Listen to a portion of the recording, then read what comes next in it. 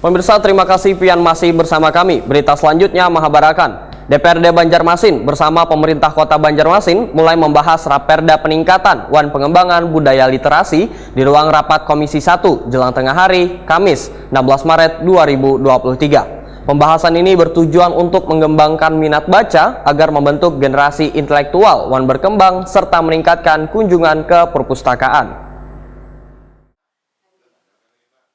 DPRD Banjarmasin bersama pemerintah Kota Banjarmasin mulai membahas Raperda peningkatan wan pengembangan budaya literasi di ruang rapat Komisi 1 jelang tengah hari Kamis 16 Maret 2023. Pembahasan ini bertujuan untuk mengembangkan minat baca wan kunjungan ke perpustakaan.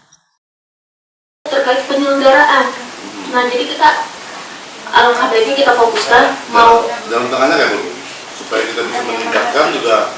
Jadi kalau peningkatan sama pengembangan tuh beda-beda tipis sebenarnya Pak.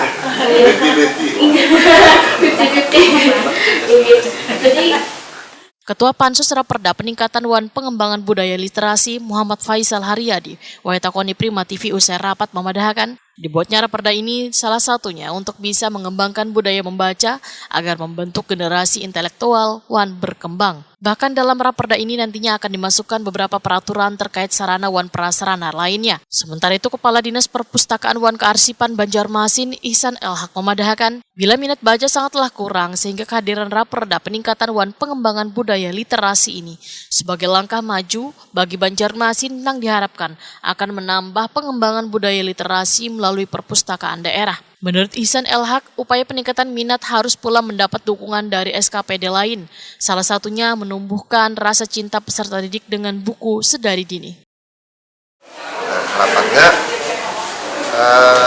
kegiatan literasi di Banjarmasin akan menjadi semakin baik. Jadi angka melek literasi, tingkat kegemaran membaca, dan lain-lain yang sejenisnya itu di Kota Banjarmasin bisa semakin baik. Walaupun pada level Provinsi Kalimantan Selatan kita termasuk yang terdepan, tapi dalam level nasional kita perlu berupaya sebisa mungkin untuk masuk di dalam jajaran 10 besar.